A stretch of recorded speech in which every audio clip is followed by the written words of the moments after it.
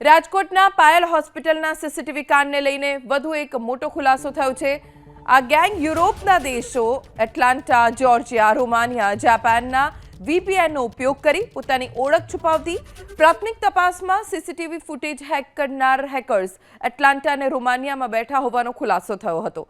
Cyber ક્રાઇમે અગાઉ 3 આરોપીઓની ધરપકડ કરતા જ પકડાયેલા રાયન રોબિન પરેરા, પરિત ધામેલિયા અને પોતાના ફોન અને લેપટોપ ફોર્મેટ કરી પુરાવાનો નાશ કર્યો।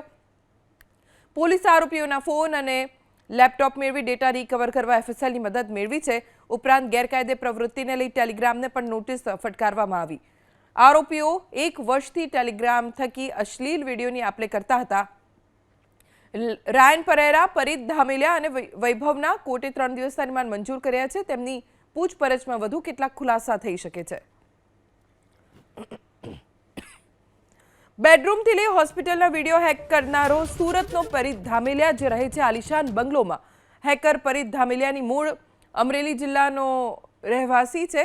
કતારગામ વિસ્તારમાં આવેલી સુંદરવન સોસાયટીમાં આવેલા બંગલામાં વર્ષોથી પરિવાર સાથે રહે છે। પિતા નિવૃત્ત જીવન જીવે છે, માતા હાઉસવાઇફ છે। પરિત 1.5 વર્ષ પહેલા હીરા ઘસવાનું કામ કરતો। તે જે બંગલામાં રહે છે તેની કિંમત 2 કરોડ હોવાની શક્યતા છે। પરિત રત્ન કલાકારમાંથી એક ઓઇલ કંપનીનો માલિક બની ગયો। ડિફાઇન એક્સ નામની ઓઇલ કંપનીનો પરિત માલિક છે।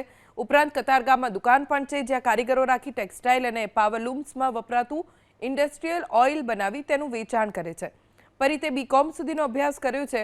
પત્નીએ કહ્યું કે પરિત BCom સુધી ભણેલા છે, તેમને તો આવું કંઈ આવડતું જ નથી।